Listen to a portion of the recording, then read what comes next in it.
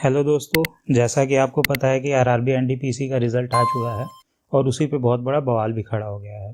ठीक है, वो अब सही है या गलत है, क्या है, मैं आपको कुछ एग्जांपल्स के और आपको लड़कों का जो अभी प्रोटेस्ट चल रहा है फिजिकल मोड में, ऑनलाइन मोड में तो कल चला था ट्विटर पे, लगभग 2 मिलियन ट्वीट्स पड़े थे और नंबर 2 पे ट्रेंडिंग भी रहा था वो। और अब फिजिकल प्रोटेस्ट पे भी लड़के आ गए हैं। तो क्या रीज़न है, कौन सही है कौन गलत है और प्रोटेस्ट, मैं सब आपको बताता चलूँगा इस वीडियो में। और आपको क्या करना चाहिए अगर आपका नहीं हुआ है तो मैं भी वो बताऊंगा। ठीक है, तो आप अभी करंटली स्क्रीन पे देख सक रहे होंगे एक लड़के का स्कोर कार्ड है।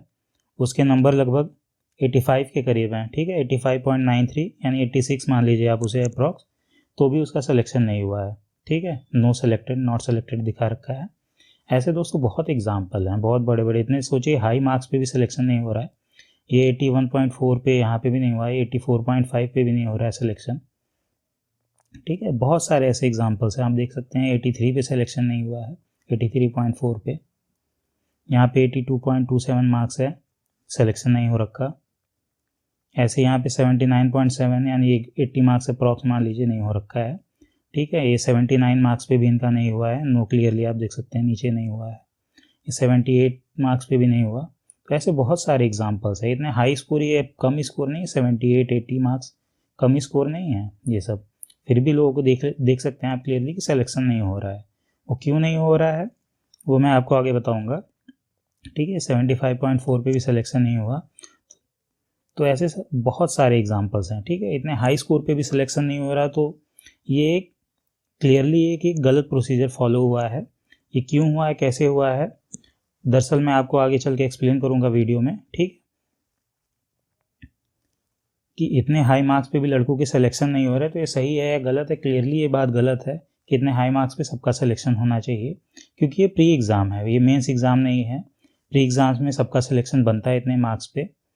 इसीलिए लड़के, ये देख सकते हैं आप क्लियरली इस वीडियो में, लड़के बहुत ही भारी मात्रा में कोरोना का न ध्यान देते हुए, इसमें कोरोना बिल्कुल पीक पे चल रहा है इंडिया में, कोरोना को न ध्यान देते हुए अपनी जान और अपने फैमिली में से किसी मेंबर की जान की परवाह न करते हुए इतनी भारी मात्रा में प्रोटेस्ट कर रहे हैं, इतनी भीड़ में इतने क्लोज कर रहे हैं।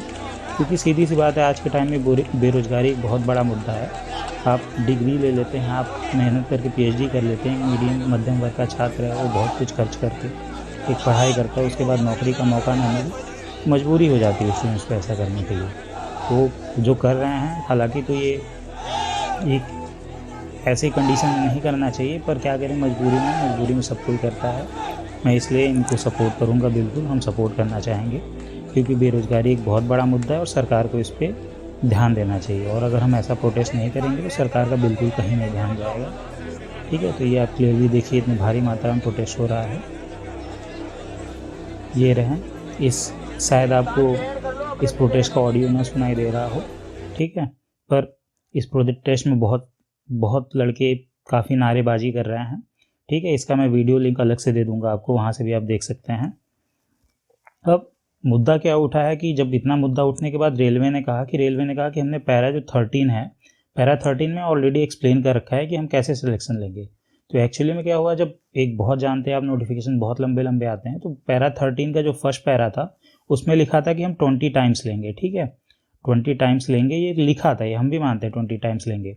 फिर उसके बाद उन्होंने क्या, जो पैरा 13.2 लिखा था, एक नीचे चल के 3-4 लाइन्स नीचे, मतलब काफ़ी 3-4 पैरा नीचे चल के 13.2 में उन्होंने एक्सप्लेन किया था, जो उन्होंने अभी प्रोसीजर फॉलो किया है।